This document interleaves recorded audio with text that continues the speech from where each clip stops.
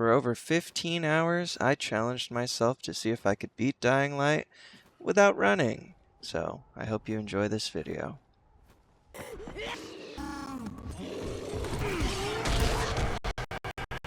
Yep, I picked a parkour horror game and removed the running. Brilliant move, right? But trust me, you don't even know half of what I've had to overcome in Dying Light. So first, let's go over all the problems I've had to deal with during this challenge. Starting with the most obvious, I can't sprint at all.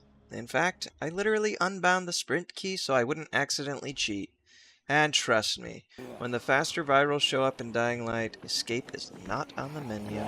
And without sprinting, it makes some jumps a little more difficult. But sprinting alone wasn't the biggest issue.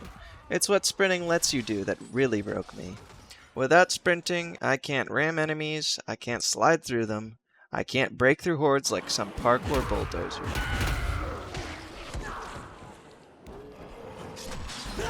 And worse yet, I can't vault off zombies' heads. Sure, it's not essential, but it gives you a boost, a little extra maneuverability, some style points, and occasionally a cheap way to skip entire nightmarish segments. But worst of all, no drop kick. That's right, the single most overpowered ability in Dying Light, gone. With all these limitations, it's removed the usage of 9 of the 23 agility skills Dying Light has to offer, making me rely on more creative methods of movement. On top of all that, I've added just one more rule. No skipping nights. This wouldn't be much of a challenge if I could just avoid volatiles. Or so I thought. So without further ado, here's what happened when I tried to walk my way through hell.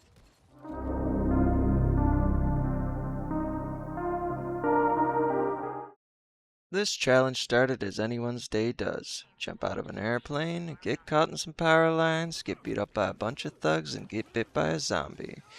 Then I got saved by this baddie. Woke up in the tower. And then I got woke up by some children that for some reason did not like the way I blinked. I immediately unbound the sprint key, and then I went down and talked to the boss, who told me to go down to the 13th floor to help out a stranded survivor. On the 13th floor, I found a pipe, and I splashed my first zombie. Weird how that is. After giving aids to the stranded survivor, Rahim tells me to meet him up on the roof for something good. Oh, Raheem. I don't know you swung that way, Raheem. I think we could find a way to help each other out. To put us in the mood, he has a change of clothes for me, and then we try some interesting foreplay. Rahim delivers an amazing joke. Me and Rahim are finally alone, but he insists on making me run first, but doesn't understand that I have asthma and I can't run. Wow. After Rahim teases me about blowing loads, he leads me to a simple parkour course, leading me up to my first true challenge. But after a few failed jumps, I managed to make it fairly easily. After that, Rahim calls me a noob. Then I make my way to my first actual challenge. I fail my first jump, then try implementing what I learned from the first challenge. Timing my jump perfectly, I thought I could make it, but I couldn't. And no matter what I did, I just couldn't seem to do it. That is, until I discovered... Oh my God! That's right. Seemingly by jumping twice into a sloped object, I could get a small secondary hop, which I used to make my way past this segment. Yes! After that amazing success, I have my very first asthma attack. I used the force to fix this man's face, and he graciously lets me outside. after which Raheem tells me to go get an inhaler from a man named Dr. Zier. After I get the inhaler, with all the energy I have, I go slaughter a bunch of zombies. I then prepare myself by pulling the sword from the stone. Then I go get the Korek machete blueprint, which turns out I can't even use. Okay. Aha! Fuck. And then I enter a quarantine zone, of which I nearly suffer my very first death. Anyway, so that was a nice challenge. But of course, I return and I fold zombies in this corner.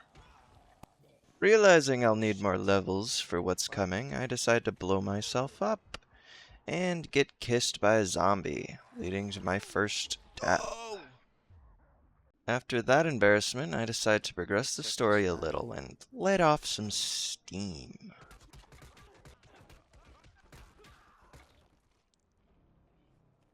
I then activate the safe house. I fix 2 more car alarms, and then I go cosplay as an electrician for a while. Due to my lacking skills as an electrician, I short the whole power grid, and end up having to go fix it, where I meet my first hammer guy. Alright, pause. These are officially called Mr. Hammers, but I find that to be frankly ridiculous, so I'm going to call them Hamming Sledge the First. Anyway, I blew up Hamming Sledge the First. I then had my only mandatory sleep break that I will be taking during this entire run. I changed into some great drip, and as the tower was running out of antizin, I went to go find an airdrop. But the first one was empty, so I went and got my bones liquefied by some goons. Then I liquefied them with high-powered explosives. We go to the next drop and are supplied with bountiful antizin, and in our greed we burn it all.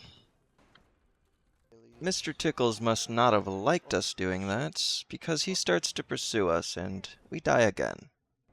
But on our second go-around, we end up drowning some volatiles and getting out unscathed. More or less. Since there was no antizin, we were forced to go meet with Rise and negotiate, where we see him cooking his friend a nice, delicious meal. Rise then makes us go fix up a radio tower in exchange for antizin, but the first one was bust, and the second one had exactly what we needed. Now Rise can broadcast his Dude Bro podcast. I take ketamine from this stranger and then have a mental crisis. Fucking hate myself now. Then I give a guy a pretty bad sunburn and loot his gun. Then I report back to Rise and he gives me generously over half of his antizin supply. Returning to the tower as a hero, I help Brecken fix a TV and finally get to hold Raheem's hand. After that, me and the pretty woman have some alone time together.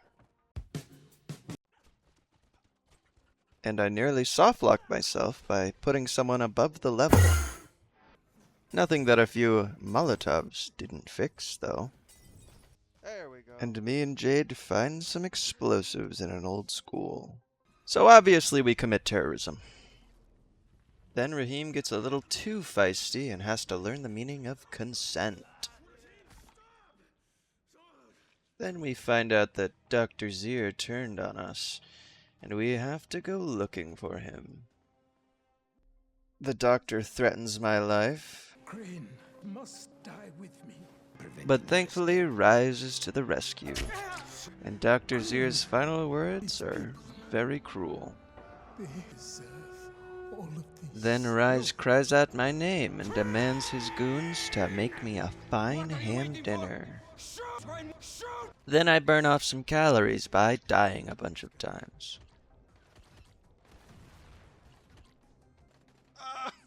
Thankfully, the game has mercy on me and I get through this area relatively easily. To see Rise again, I have to go to Sector 0.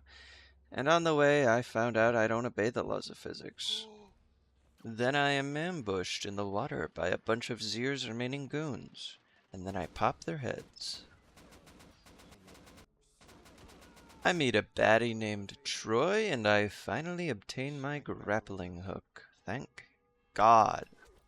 The news gets me in the mood to do some more crime, so I set up 4 more explosives to blow a building up. I find that one kid that everyone's met in a Call of Duty lobby and, put him out of his misery. I then find out that the traitorous Rise took Jade on a date without me. I feel betrayed. I take out the museum security and find a river of zombies. I see magic zombies and I progress smoothly through this area. Jade doses me with some party drugs and then I start tripping balls. But I have to show Jade the meaning of consent as well. I get my cheeks clapped by Tahir a couple times and take out Zir's right-hand man. I then broadcast Troy's gamer girl bathwater and somehow advert a carpet bombing of the city. I walk in on Dr. Camden checking his tissue samples and promptly leave. Then me and Rise share some passionate words on a rooftop. For what you did to Jade. For everything, I will fuck you. I had hoped that would be your attitude. Come, Crane. I dare you. He even says he has a vacation planned. Very shortly, a helicopter will come and take us away. I take out my pent-up frustrations on this volatile and promptly move up to Rise's impressive tower. I drop down into some sewers and my progress is thwarted by some big, throbbing, veiny phalluses. But to save you the pain that I went through, here's a compilation of Volatiles Fallen.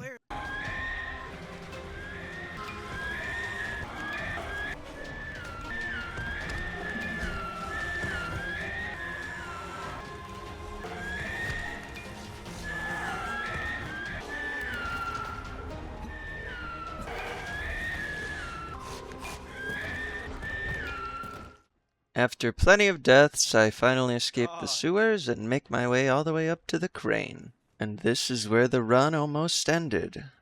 This scene is entirely scripted. 2 rockets will be fired at the crane and after a while, it'll collapse. I tried walking across, I tried side hopping across, I even tried back hopping across. Twice. But no matter what I did, it all ended the same. In death.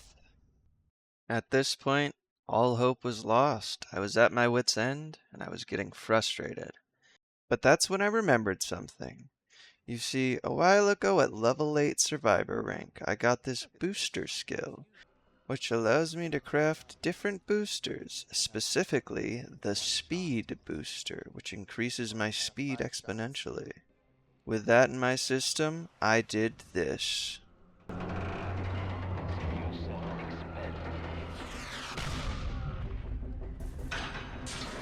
Yes! That's right, drugs are overpowered. In fact, without them, I wouldn't have been able to do this jump immediately afterwards. And finally, I make it to the rooftops where I give Rise a little bit of a tummy tuck. And since he's so grateful, he gives me a nice big hug. Then Crane and Rise get on a helicopter and fly to the Bahamas where they can finally be together and maybe kiss? So the answer is a resounding yes. You can beat Dying Light without running. But technically, I didn't fully do it without running. As you see, there are moments in the game where you're just going along and doing your thing, and then suddenly, Crane just starts running. So technically speaking, I didn't complete it without running, but I always made sure to go back and undo what I did. You made it to the end of the video. Thank you for watching. Please do subscribe if you found my content interesting. I spent a lot of time making it, and it was quite a learning process, but thank you for watching and stay hydrated.